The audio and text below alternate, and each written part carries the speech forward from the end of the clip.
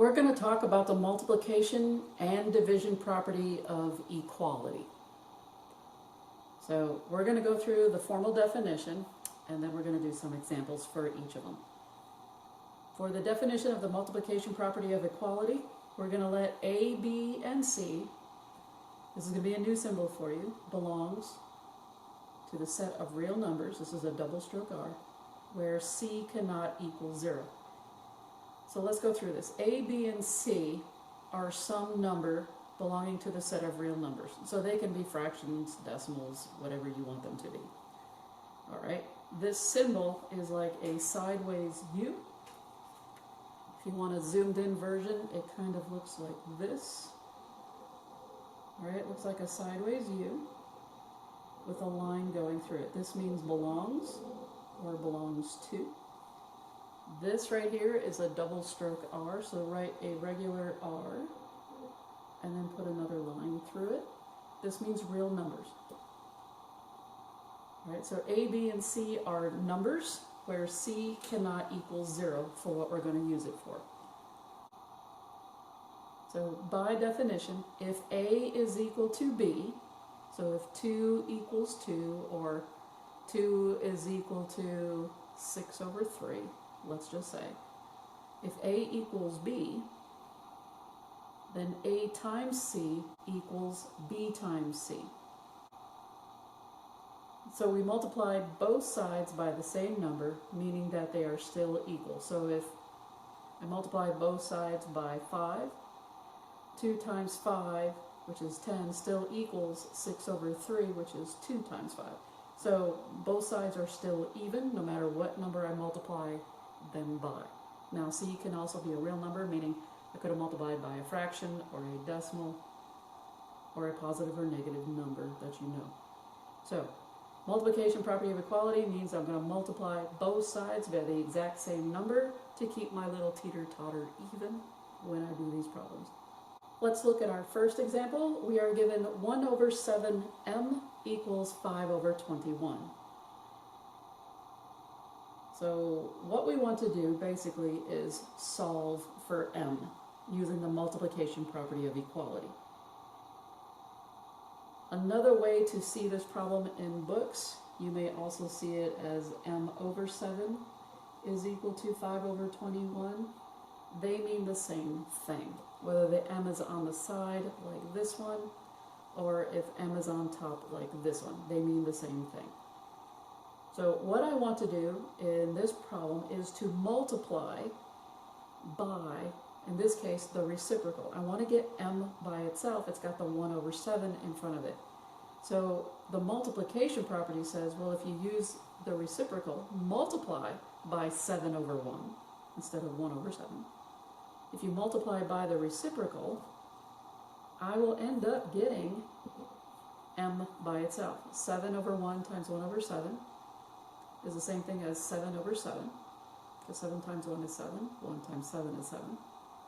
So I have m is now equal to 5 over 21 times 7 over 1.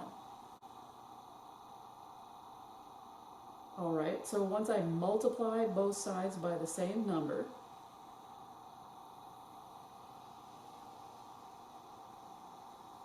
I get m, or if you want, you could put a 1 in front of it, which is perfectly fine, that's up to you, is 5 over, now what I did was I wrote 21 as 7 times 3, because I'm multiplying by 7. Since there's a 7 that I'm multiplying by, I know that 21 can be broken down into something that has a 7, 7 times 3, and what I can do is reduce this. I do not have to go right to 35 over 21. Why do that when I can just break the 21 down right away and skip 7 times 5?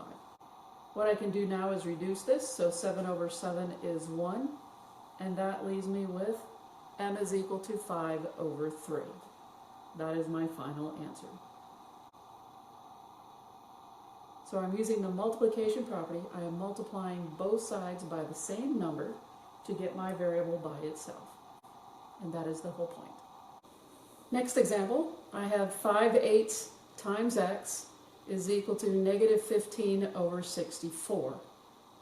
And again, I want to get this x by itself using the multiplication property of equality. Yes, you can do this in 2 steps. I'm going to do it in 1 to save save the amount of steps that we're going to do. All right. So what I'm going to do is multiply by the reciprocal. Again, we are saving steps by doing the reciprocal all in 1 instead of multiplying by 8 and then dividing by 5. So by multiplying by the reciprocal, saves us a step, less paper, we're good to go. So whatever number is next to x, 5 over 8, I'm going to multiply by the reciprocal. What is nice about the right-hand side, the other side, is the fact that it is a fraction already, so I didn't have to change it. So 8 over 8 is 1, 5 over 5 is 1, you are left with 1x, or you could have done 40 over 40, which is still 1 times the x. So on the left-hand side, I am left with just the 1x is equal to, and I've got this lovely mess over here.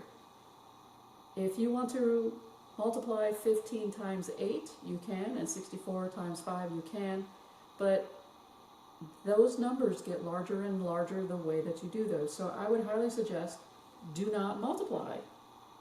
I would highly suggest not multiplying those together, but breaking down the numbers so that you can reduce first. So I took the 15, which is negative, so there's the negative sign. Once I got the negative, I don't really care about that. The 15 is 3 times 5. This is just an afterthought. I know my answer is going to be negative, so I no longer look at that. I'm dealing with the numbers. 15 is 3 times 5. 64 is 8 times 8. And then I have this 8 over 5. Reduce first. 8. Now I can cancel whichever one I want, just one of them, so I'll get rid of that one. And I'll get rid of a 5 over 5. Again, it must be 1 from the top and 1 from the bottom when I reduce. And what I've got now is the following. Negative 3 over 8. This 5 and this 8 went away. I am strictly left with that. So I don't have to worry about what is 15 times 8. I don't have to worry about what is 64 times 5. Breaking down your numbers beforehand saves you a lot of time and a lot of headache. You don't have to worry about what are those numbers and then what do they have in common. Reduce first. It is so much easier. No one ever said you had to multiply first, then reduce. No one ever said that. If your teacher said that, please understand, it is easier to reduce first, then multiply any leftover remaining numbers. And so my answer is just x equals negative 3 over 8. We're now going to do the definition of the division property of equality, which states, one more time, by definition, and I always start out with the abstract definition, we're going to let A, B, and C belong or belongs to the set of real numbers where C does not equal 0. So A, B, and C are numbers, and C cannot equal 0 because we cannot divide by 0. If A is equal to B, so 2 is equal to 6 over 3 again, or you could have 4 over 2 equals 6 over 3. Well, whatever it is, still 2 equals 2. And then you divide both sides by the same number, it's still equal. So nothing here has changed. The only thing is we're dividing instead of multiplying. So we're dividing by the same number instead of multiplying by the same number. C can't be 0 because if C is 0, then what you have is undefined, and that's not good. Which is why we always say C cannot equal 0. Let's look at our first example. Very nice. We have 3 times x, or 3x equals negative 2. I want to get the x by itself. Since that is 3 times x, I need to move the 3. I need to have a 1 in front of this x. The only way to do that is to divide by the number next to x. That is a positive 3 times the x. I'm going to divide by the positive 3. So 3 over 3 is 1. So what I have now is x is equal to negative 2 over 3. That is it. That is how easy the division property works right now. That is my answer. Let's look at another example. We have 21 is equal to negative 5m. The reason I'm doing this one is because m is on the right-hand side.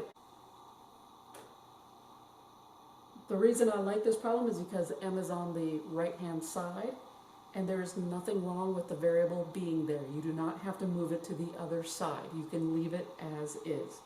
A lot of students don't like that, but by moving it all around, you could get it wrong using the signs. You can do a lot of stuff wrong. Leave it the way it's at, and then you can always rearrange the answer. So leaving it the way it is saves us a whole bunch of steps. That is a negative 5 times m, and again, the whole point is to solve to get the variable by itself. I want a 1 in front. So what I'm going to do is I'm going to take this negative 5, because that's negative 5 times m. Remember, there is this little dot in there that you don't see. And we're going to divide by that number, whatever number it is, whether it's positive or negative.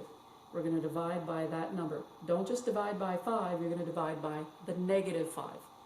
All of it. Don't just pick and choose which little one you want. If there's a negative 5, you divide by a negative 5 on both sides.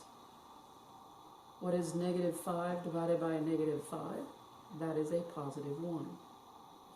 So you have m is equal to 21 over negative 5. Or if your teacher really wants you to, you can rewrite it, or you can rewrite it. Just kind of flip it around. M is equal to 21 over negative 5. So whether your m is on the right or your m is on the left, that is perfectly fine. Your book will probably write it as negative 21 over 5, where the negative is in the middle, lining up with this division bar right here. Whether you put the negative down below or in the middle, or you put the negative on top of the 21, does not matter. But your book will always put it in the center.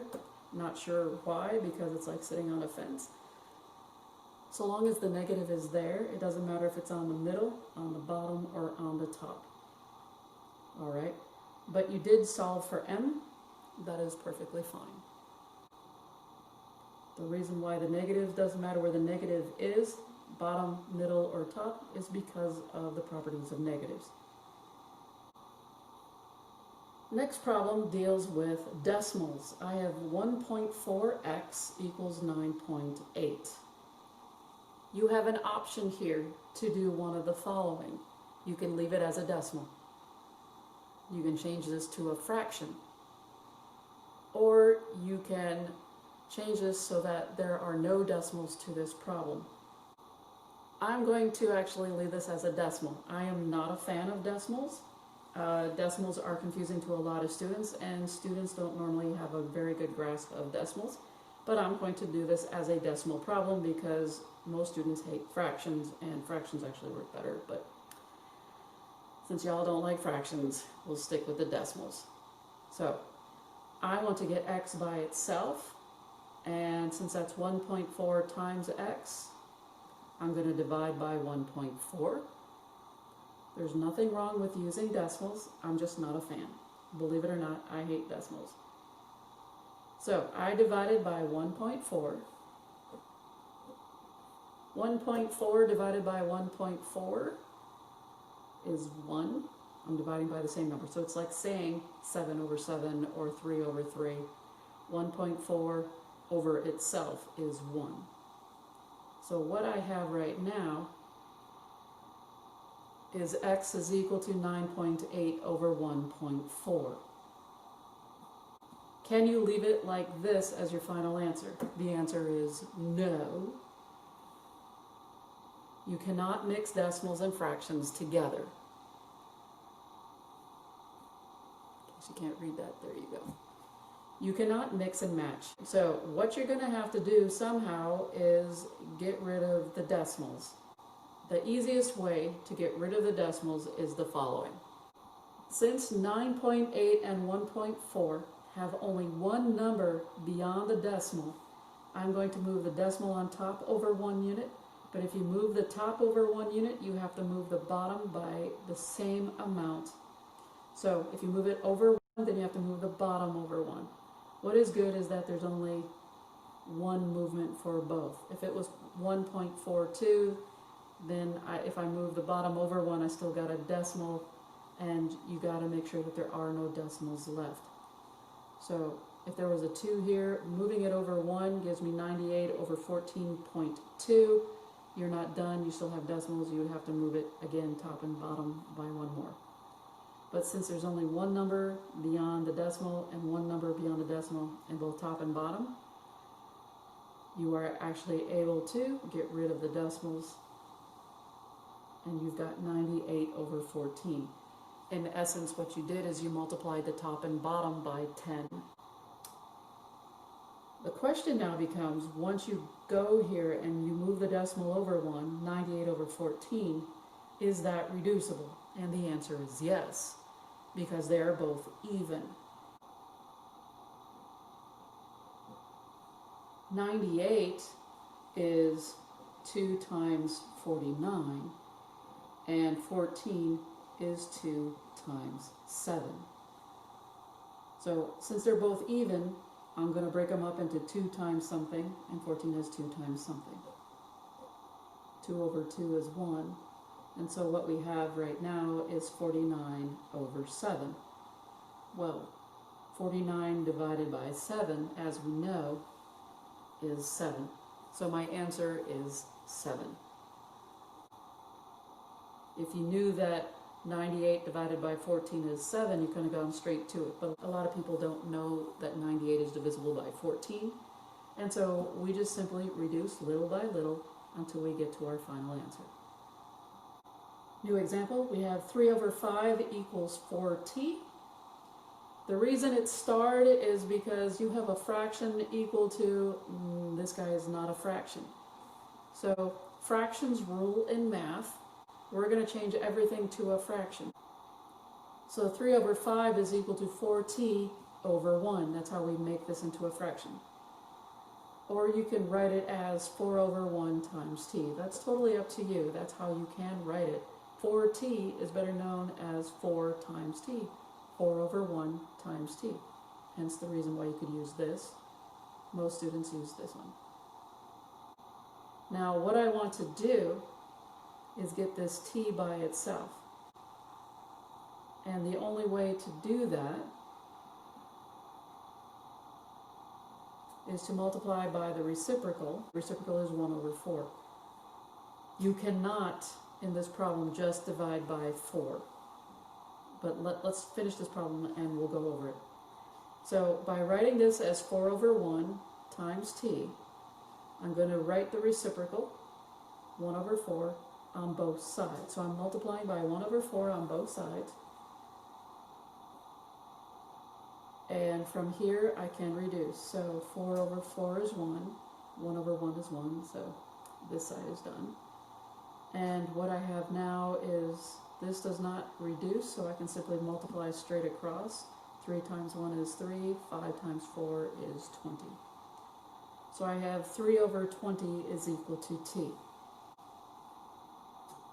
Now, a lot of people always ask me, well, if you have 3 over 5 is equal to 4t, could you just divide both sides by 4?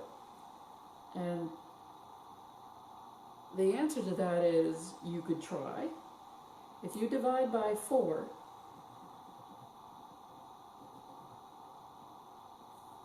you need to simplify this. This side is true, this is still t, but you end up with what is called a complex fraction. You've got a numerator that is a fraction over something that could be a fraction or not. In this case, it's not. This is called a complex fraction. If you leave it like this, I'm going to mark you wrong because you don't know where to go with this.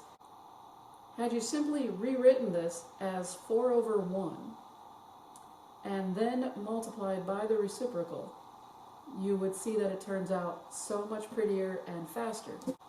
This does nothing for me or you. You don't know what to do with this. That's what this is telling me, and I'm going to mark you wrong. Every teacher would probably mark you wrong because what is this? So, the reason why fractions rule is to what? To actually use the reciprocal rule. when getting a variable by itself. It is faster, and it doesn't leave you with this confusing answer. It leaves you with a regular fraction answer. This is your final answer. Please, please, please make everything into a fraction first, use a reciprocal, and you'll never get this complex fraction. You'll always get a really lovely little fraction in your problem. So 3 divided by 5 divided by 4 equals t is really bad form, 1.